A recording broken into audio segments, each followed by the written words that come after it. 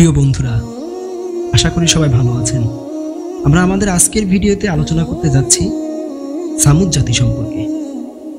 দেখুন, ইসলামী উৎস অনুযায়ী সামুদ ছিল একটি প্রাচীন আরব গোত্র যারা অতীতে বিলুপ্ত হয়ে যায়। কোরআনে সামুদ গোত্রের নাম 26 বার উল্লেখ করা হয়েছে।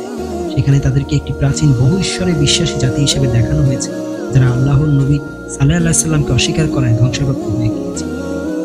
কোরআনে সামুদের ঘটনা বিদ্রোহ এবং ধ্বংসপ্রাপ্ত এক জাতি হিসেবেই তাদেরকে উপস্থাপিত করা হয়, যেটা আদ, লুত এবং নূহ আলাইহিস সালামের যেসব জাতিগুলো ছিল তাদের সাথে এদেরকে তুলনা করা হয়।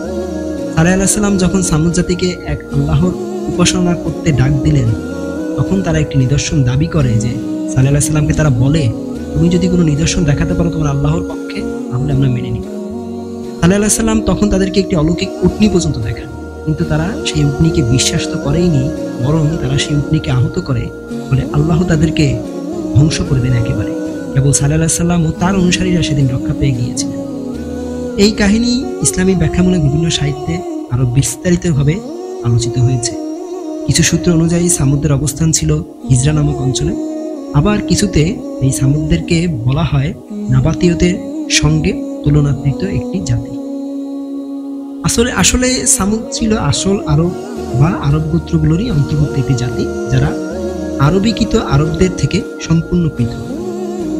সামুদের রাজ্য ছিল বা রাজধানী ছিল হিজরা নামক অঞ্চলে, এবং তাদের ভাষা ছিল পুরাতন আরবি, ধর্ম ছিল আরবীয় বহু ঈশ্বরবাদ, সরকার ছিল রাজতন্ত্র, এবং তারা প্রতিষ্ঠা পেয়েছিল খ্রিস্টপূর্ব 8ম শতকে আর বিলুপ্ত হয়ে গিয়েছিল খ্রিস্টীয় 5ম শতকে। বর্তমানে তাদের অবস্থান সৌদি আরবেই রয়েছে। ভালো থাকবেন সবাই। আসসালামু আলাইকুম।